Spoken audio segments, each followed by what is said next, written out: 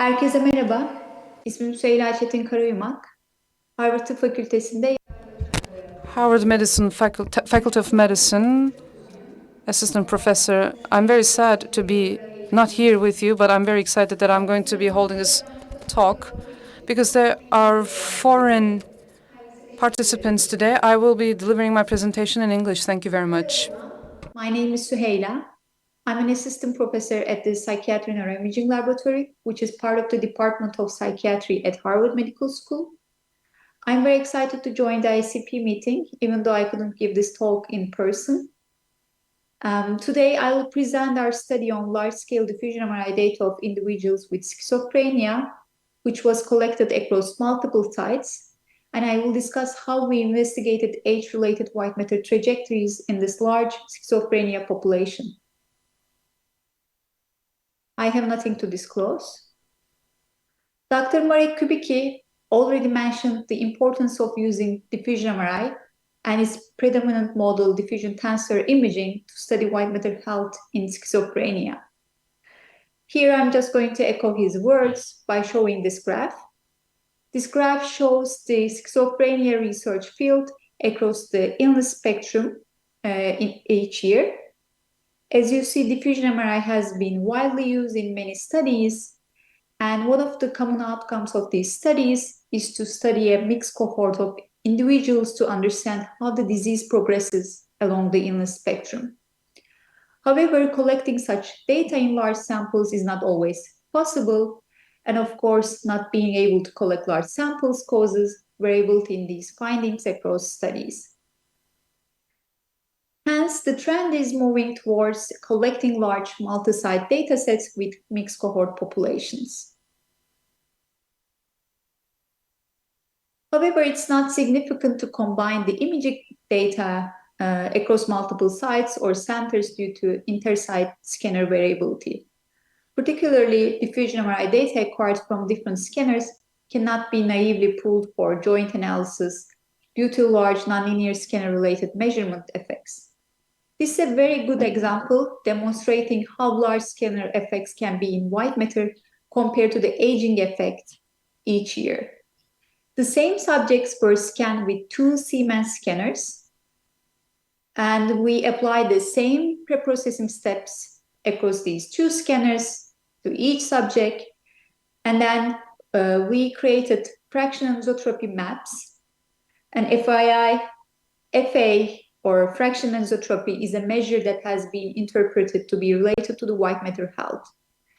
And we observed 5 to 10% of average FA difference across the 2 scanners. On the other hand, FA change per year was tested in a lifespan study to demonstrate the effect of age on FA.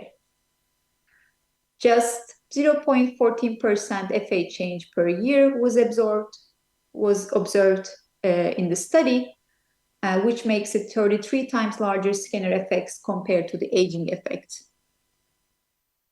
Therefore, in order to investigate the subtle changes captured by FA or any other metric, diffusion metric, we must reduce the scanner-related effects from our multi-site diffusion MRI datasets. And harmonization is a term referring to the removal of the scanner, protocol, or other site-related effects from the neuroimaging data. Particularly, this is necessary for the diffusion MRI data due to the large scanner effects. And if we apply robust harmonization approaches, the scanner bias can be minimized. Eventually, this would improve the statistical power of our studies. There have been multiple attempts for the harmonization of multi-site diffusion MRI data, and our group has also developed a diffusion MRI data harmonization method, which has been well validated and it's freely available on GitHub. Our method is unique in the sense that we collected raw diffusion MRI data first across multiple studies, and then we apply consistent minimal preprocessing steps to get rid of the motion and other artifacts from the diffusion MRI data. And the uniqueness comes from the harmonization approach that can be applied at the signal level instead of applying to the diffusion metrics, so that after harmonization, any model fitting or connectivity analysis can be run on the harmonized diffusion MRI data. And we have validated this method in many data sets and demonstrated that harmonization only removes scan-related measurement differences while preserving disease or biology-related effects on the diffusion MRI data. I also would like to note that this approach was selected as the best performing method among 21 algorithms in a harmonization community challenge.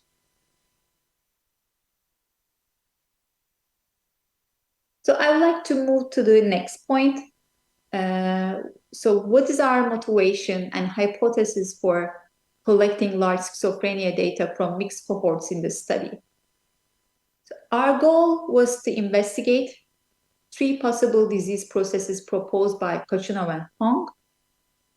And the first one is the abnormal early developmental process. In this process, the individuals with schizophrenia follow a lower trajectory parallel to the controls.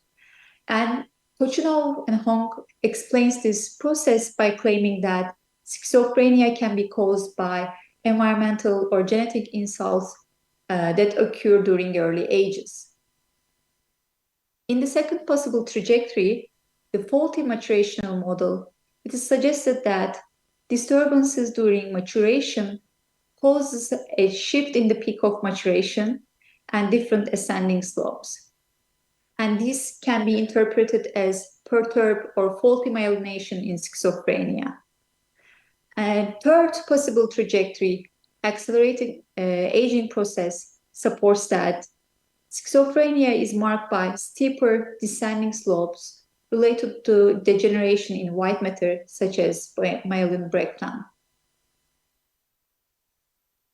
To investigate these processes, as well as the characteristics of the trajectories in schizophrenia compared to the healthy controls, we collected the diffusion MRI data of 1,092 participants from 13 sites.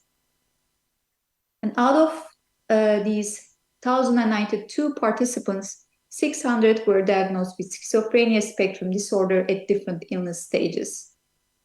And 492 were recruited as healthy controls. And controls and individuals with schizophrenia had similar age and sex distribution. I also want to briefly walk through the diffusion MRI data preprocessing steps. So first, all diffusion MRI data was collected from these 13 sites, and we applied the minimal preprocessing. And then after that, we harmonized the diffusion MRI data at the signal level. And then we created the fraction anisotropy maps for the diffusion MRI data, harmonized diffusion MRI data of each individual. Then we used a white matter atlas to identify the major fiber tracts. Finally, we calculated the average FA for whole brain and individual fiber tracts. If you're interested, you can find more details about the processing and statistical analysis steps in our publication in Molecular Psychiatry paper. I will first show whole brain FA results. We observed a downward FA shift in patients throughout the entire trajectory. Whole brain FA showed a monotonic increase until reaching the peak in both patients and controls, then decline afterward. Patients reach a maturational peak earlier than controls, and you can see the between group percent difference, FA percent difference in the second plot.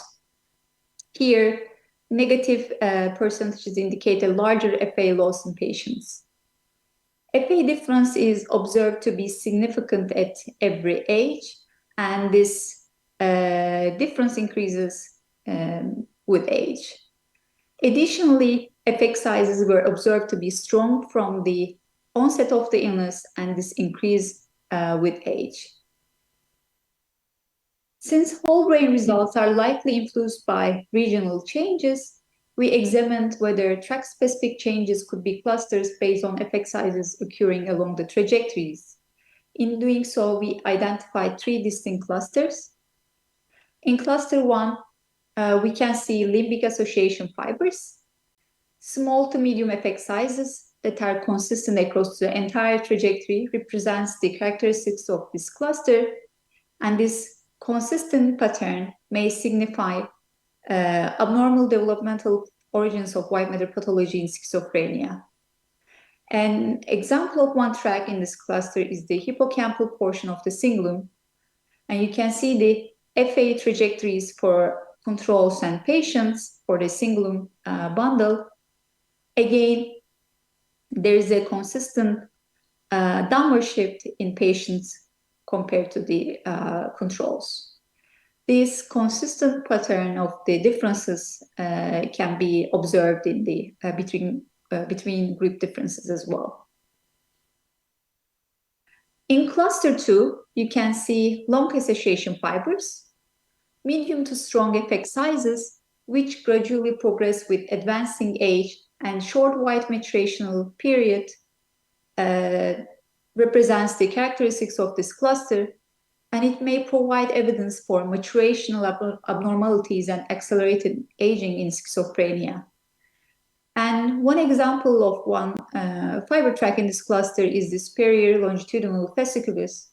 As seen, patients reach a maturational peak earlier than controls.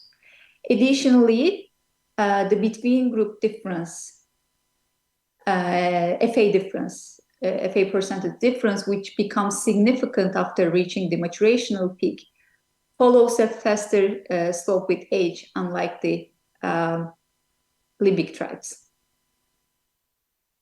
In the final cluster, you can see commissural fibers, which are the tracts displaying the strongest effect sizes from the onset of the illness, and that also progress with increasing age.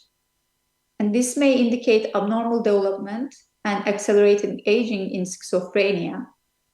An example of one fiber track in this cluster is forceps major.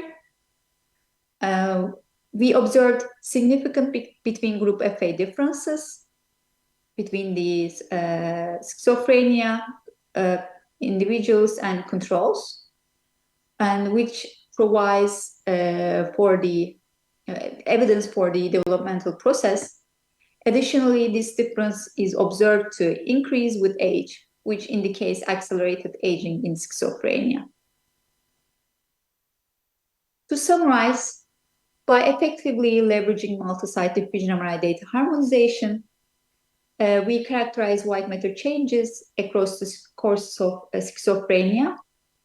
We also show that early developmental abnormality dynamically interacts with maturation and aging processes, and this interaction manifests itself in different fiber tracks at different ages.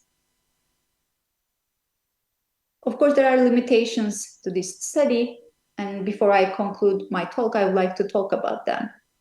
First of all, we have access to only cross-sectional data, and longitudinal designs are more suitable to assess the trajectories.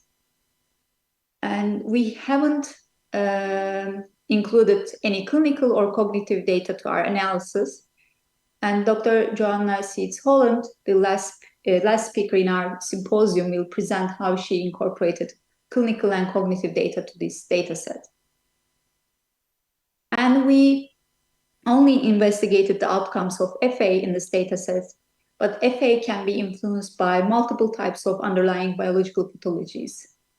The next speaker, Dr. Amanda Lyle, will present the outcomes of another diffusion MRI metric and discuss whether this metric can be a reliable imaging marker of acute and exacerbatory processes in psychosis. This is the end of my talk. I would like to thank to my team, particularly Marek, Yogesh, Amanda, and Joanna, for their contribution to this work. And I also would like to thank to our collaborators and our fundings which supported this work. Thanks for listening. Teşekkürler dinlediğiniz için.